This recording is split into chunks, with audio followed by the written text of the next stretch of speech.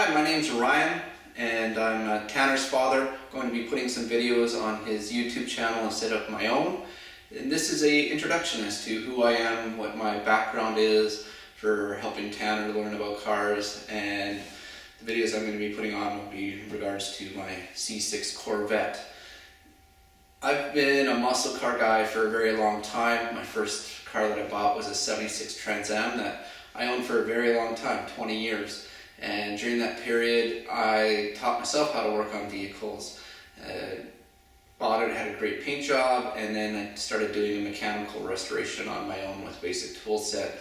Then worked my way up to rebuilding the engine and started building race engines for it, cylinder head porting, rebuilding transmissions, and started working on other people's cars in order to pay for my own, to the point that I was building race engines, transmissions, to complete race cars, high-end, very high-end show cars as well.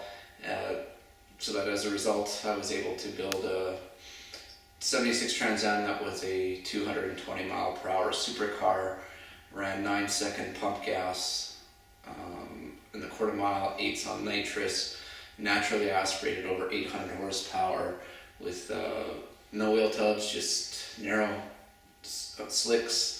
A lot of street tire driving on it, and full stereo, full exhaust. It was a street cruiser, and you can find that video. I'll put a link on here for it, and so you can check that car out. But for a while, I've had health issues. I developed fibromyalgia, and even had to take a break from working.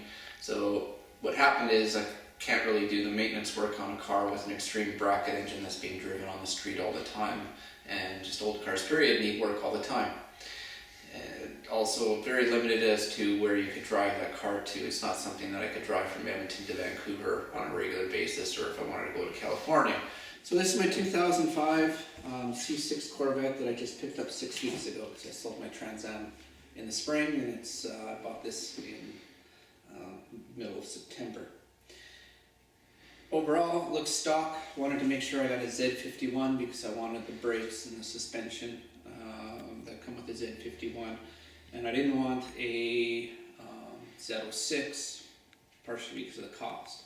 But I'm a turbo guy with my twin turbo SHO that's modified, quite quick, and I've driven some turbocharged Corvettes, but turbos are a big problem on most Corvettes. Most efficient is to have the turbos under the hood, but there's just so little space and a lot of heat issues that come with that. And when I drove this one with a Pro Charger on it, I was amazed that it truly impressed me. And so the previous owner has put over $45,000 worth of work into it, and pretty much just all engine work and a few things to the powertrain. Well, alright, already getting dirty after driving it for 6 weeks here. Need to clean off the engine bay, it's getting a little dusty. This is not a true LS2. The LS2 was fully built for boost force induction.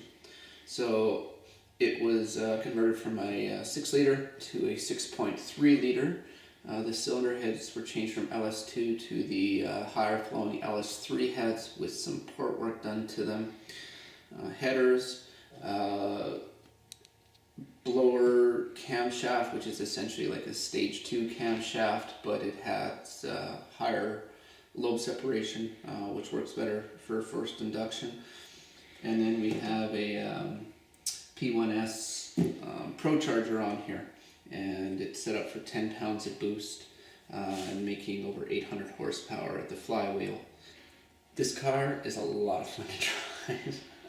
Of course, I wanted a gear jammer, so I've got a 6-speed manual, and it was tough to find anything typically that had a supercharger, and especially all the turbo cars that were on the internet all seem to have automatics. So not a lot else done to the car.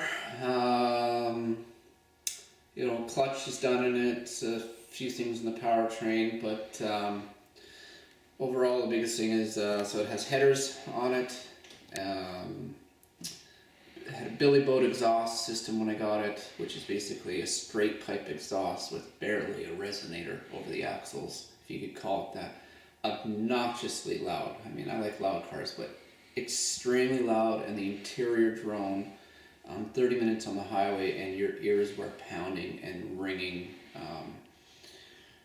So I added some SLP loudmouth tube mufflers before the tailpipes, between the axle and the tailpipes, which did cut down on the drone, the noise level. It sounds deep muscle car sound, but it's not obnoxiously extremely loud the way it was. And the interior drone did get significantly cut down, but it's still a bit loud. So we'll talk about what we're going to do with that as the next step. Go from there. So Tanner and I are going to cover some projects on this car. Some of them I'll do myself. Tanner will do some of them as well.